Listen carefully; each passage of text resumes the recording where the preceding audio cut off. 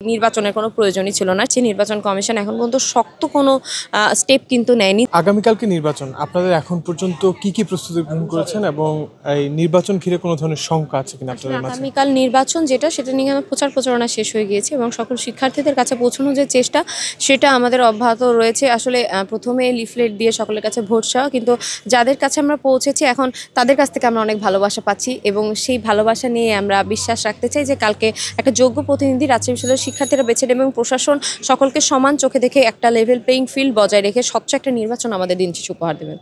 আপনাদের level playing field নিয়ে কি কোনো ধরনের শঙ্কা আছে? লেভেল প্লেইং ফিল্ড যে ব্যাপারটা সেটা কিন্তু আসলে অনেকাংশে প্রশাসন নিশ্চিত করতে পারিনি, তবুও আমরা যারা আসলে কাজ করার চেষ্টা করেছি শিক্ষার্থীদের ভালোবাসায় আমরা কিন্তু সেই সকল ভুলে গিয়েছি এবং আমরা একটা সৌহার্দ্যপূর্ণ সম্পর্ক বজায় রাখতে চাই এবং আমরা মনে করি যে সব কিছু বাধা বিঘ্ন পেরিয়েও আমরা যারা যোগ্য, যারা হলো আমাদের মধ্যে যারা যোগ্য, আমাদের মধ্যে যারা সৎ মেধাবী, তাদেরকেই কিন্তু আমাদের বিশ্ববিদ্যালয়ের শিক্ষার্থীরা তাদের প্রতিনিধি হিসেবে নির্বাচিত করবেন।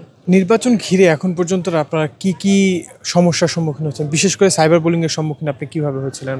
সাইবার বুলিংয়ের শিকার নির্বাচনের আগেও ছিলাম, নির্বাচনের পরে এখনও হচ্ছে এবং প্রার্থী হিসেবে আমি সহ অন্যান্য নারী প্রার্থীরাও কিন্তু অনেকাংশে বেশি হচ্ছে, যদিও প্রশাসন এই ব্যাপারে কোনো কার্যকর পদক্ষেপ নেয়নি। কিন্তু দিন শেষে যখন ভোটারদের বা অন্য শিক্ষার্থীদের ভালোবাসা পাই তখন এগুলো থেকে আমি অনেক বেশি শক্তি পাই যে অবশ্যই তাদের জন্য হলেও এগিয়ে যেতে হবে, তাদের জন্য হলেও দায়বদ্ধতা থাকতে হবে এবং যদি আমরা আমাদের কাজের মাধ্যমে দিয়ে এই সকল একদিন বন্ধ করব।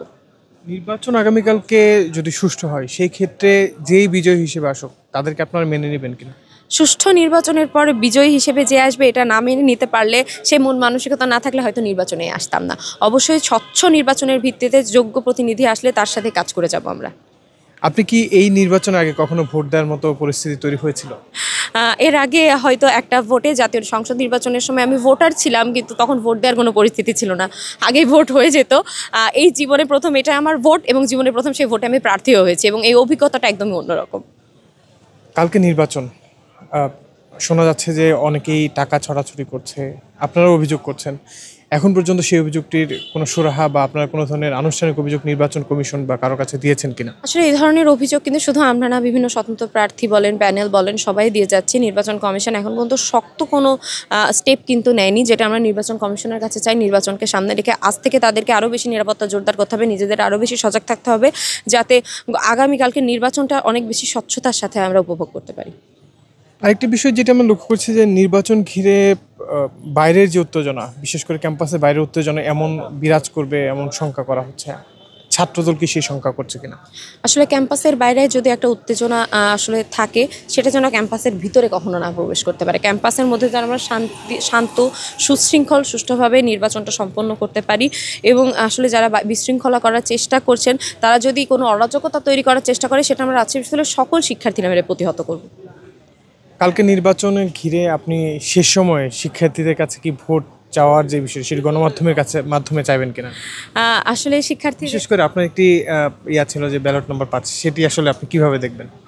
আমার 5 নম্বর ব্যালট নিয়ে আমি কিন্তু সন্দেহ অনেকের কাছে ভোটটা চেয়েছি যাতে তাদের মনে থাকে। শিক্ষার্থীদের প্রথমত আহ্বান জানাবো, আপনারা সকলে ভোট দিতে আসবেন এবং একটা সৎ যোগ্যতার মাপকাঠিতে যাকে যোগ্য মনে হবে আপনারা তাকে নির্বাচিত করবেন, যে আসলে আপনাদের শিক্ষার্থীদের কণ্ঠস্বর হয়ে কাজ করবে। আপনারা তাদেরকে ভালোবাসা জানাবেন, আপনারা যেভাবে আমাদের ভালোবাসা জানিয়েছেন আমরা আশা রাখি, বিশ্বাস রাখি যে আগামীকালকে আপনারা সেভাবে ভালোবাসা জানাবেন।